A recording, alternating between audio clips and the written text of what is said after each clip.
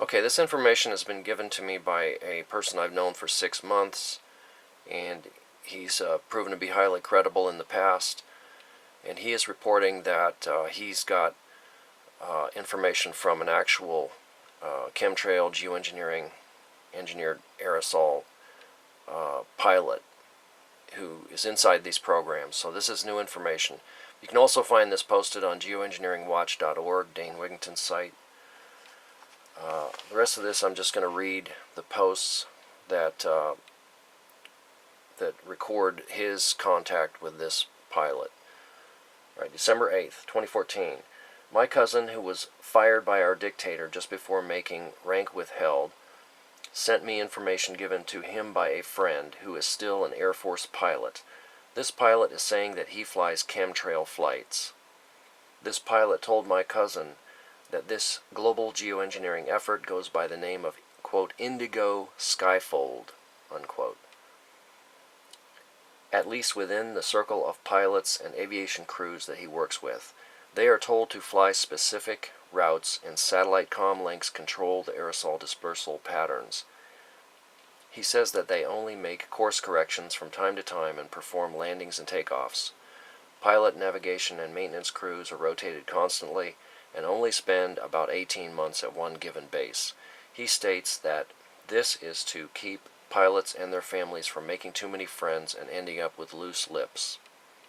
Plus, they also rotate between day and night flights, one base for daytime flights and one for night. Each base covers a 250-mile zone, and each fleet squadron of planes cover 3 states, or an even larger swath of ocean. They are told to simply do their job and shut the F up.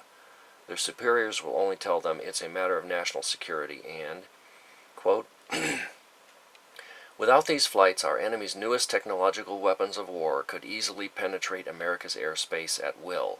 We are dedicated and committed to keeping our allies safe from the same skyward threats, so we extend the arm of protection to those countries who support our efforts. Hostile nations are also building atmospheric shields while in the same discourse, trying to explore weaknesses in our ever-developing air and space-based technologies, unquote. Sounds more like a PR statement to me. I think this pilot either believes what he is told or he is simply trying to sugarcoat their genocide project. December 8, 2014. My firewall detected multiple intrusion attempts when I Googled the Indigo Skyfold code as well. Zero information found on the internet for this operation. That is unique. I received a rather lengthy reply from the chemtrail pilot. Here is that text from his or her email. First of all, I would like to say I do not agree with my mission assignments, but what soldier ever truly does? Several of us have considered bucking the ranks and going AWOL from time to time. We are kept in the dark when it comes to getting honest answers about what we are really spraying. Should they discover that we or our families are actively inquiring about your so-called chemtrails term, then automatic and swift disciplinary action will be taken. HARP and radar are 2 other non-allowed research subjects. Unless our children are learning about these in base schools, we cannot educate ourselves or our children through any public tutoring system. I would not intentionally spray my children or family with toxic aerosols, but as you must know, 80% or better do not have any family or children. Indigo pilots are chosen from the top ranks within the Air Force, Navy, and Coast Guard. Most of the pilots are, quote, hardened to humanity, unquote, and could care less about killing off unwanted or leeching aspects of America and the world. I swear to you, the majority of the pilots are like machines. I call them tanker terminators. I should not be telling you this, but nearly 1/3 of all flights are being orchestrated from small unnamed islands, where newly constructed bases are being built, at a rate of 8 per year. On these extremely remote islands, there are HARP arrays of every possible design, with many arrays surrounding these islands, within the depths of the ocean itself. The Navy has developed sophisticated underwater construction technology that allows fully autonomous robot submersibles to travel great distances and even manufacture parts for these massive underwater arrays as they progress across the open sea floor. Every time that you see or hear about military exercises at sea, they are basically there to give support and resupply their army of underwater robotic minions. There is possibly one aquatic robot per plane, and will soon be double that. You will never be able to Google Earth search any of this, other than an occasional error in blurring some island bases or smudging images of underwater arrays. It is impossible to locate all these artifacts. They even paint fake clouds over some of our island installations to keep prying eyes away. I have been shown some of these images by civilian friends. That is the reason I know this. I completely understand your concern for human safety, but here is the kicker. We are shown videos in our training of catastrophic destruction to our homeland by very sophisticated weapons, then told that these will be the consequences if we don't fly. Our efforts in building a defensive atmospheric weapons shield are the only missions of its kind in the world. We are paid more than any other pilot for our service, other than Air Force One pilots, who make as much or more and are kept in a dark secret world for their own protection. They tell us that secrecy is our protection and not to listen to any public rhetoric.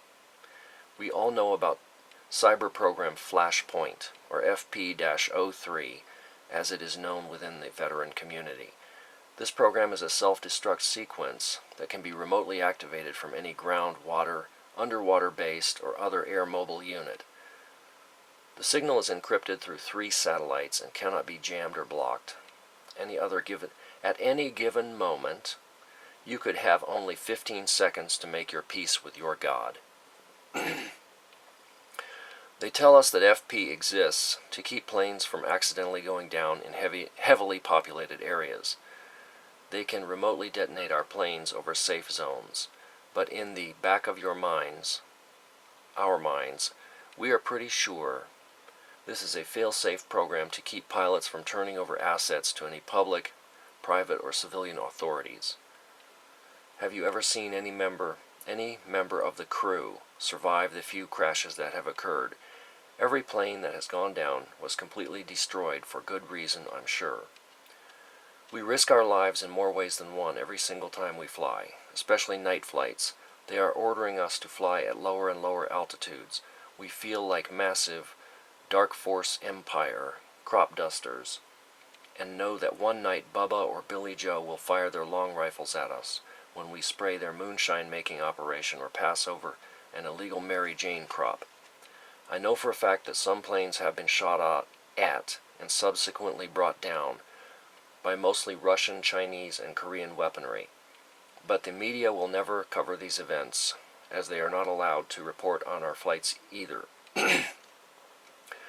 That must be true, for I have yet to see a detailed or in-length report of our missions on any public venue, other than conspiracy shows and anti-government websites.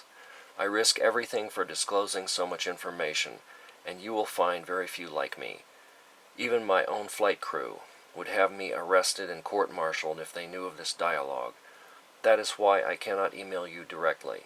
But from what your cousin tells me, you are also risking everything just to get this information out to your colleagues. I salute you, sir, for standing up to the establishment and Big Brother. I would love to go home tomorrow and not rack up one more single minute of flight time, except for a sweet little Piper Cub or a rat-tail barn racer. I miss those beautiful blue skies from my youth, and I am ashamed for hazing over that dream. Maybe more of my fellow pilots will read or hear about this and decide to come forward as well. I only know a small fraction of the larger picture, as they compartmentalize everything. Should I become aware of any new significant developments, I will email your cousin. And now this is the man I have contact with. He says he senses a wavering within the ranks and feels that a kind of mutiny is being boiled to the surface of this whole geoengineering global whitewashing, if you catch my drift. My cousin still has friends in high places too, so he is helping to protect the pilot. This came December 11. Last word from the pilot was, quote, all pilots on leave are required to report to their CO by December 15th for special training operations to qualify for Indigo Phase 2 flights, expected to be initiated by January 21. Those were his words, not the actual Air Force message. He wanted me to stress that. He believes that the focus of their flights will be moved to areas east of California and Texas in order to progress the drought further into the heartland. Plus, he feels that a very new, extremely toxic chemtrail mix is going to be sprayed using new technology that makes these special chemtrails completely invisible. Atmospheric shield of protection. He doesn't believe that either. So that's the end of the message from this chemtrail pilot. And I just, from my own experience, I've had a lot of contact with this guy for 6 months via the internet, and basically everything he's told me has turned out to be true, so I have no reason to doubt any of this. So, hope you can forward this.